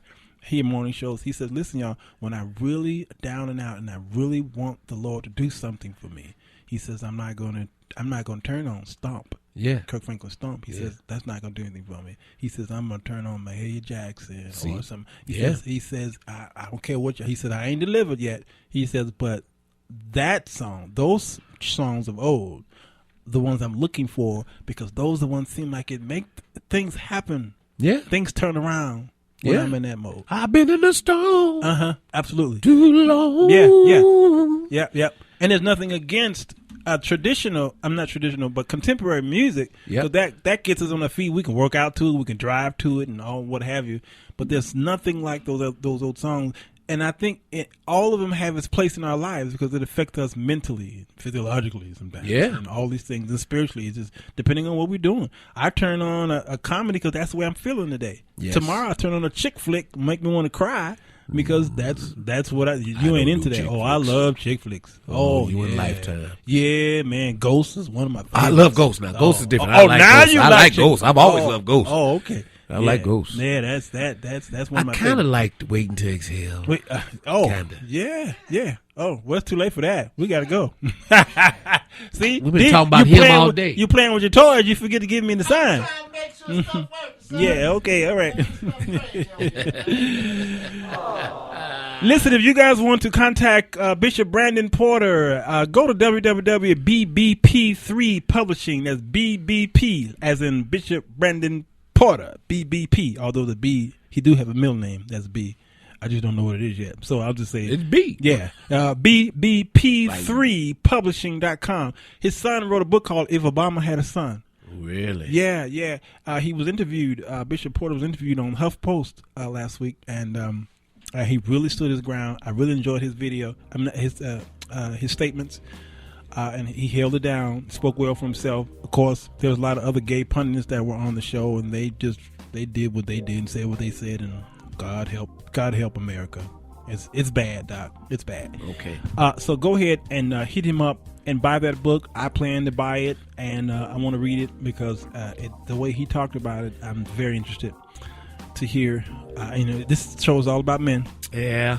And let's talk about men. Let's talk. Okay. All right. Alvin? Yes, sir. You gonna be here tomorrow? Yes, sir. We're gonna have Down the road a piece, yeah, but I'll be here. We're gonna have Tiger Lily tomorrow.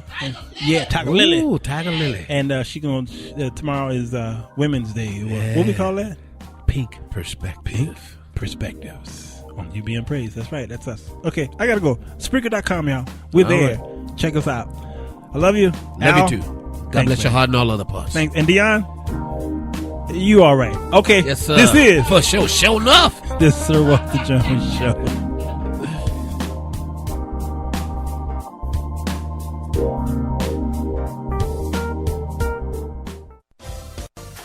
You've been listening to the Sir Walter Jones Radio Show, where he provides you with a biblical perspective for your everyday life.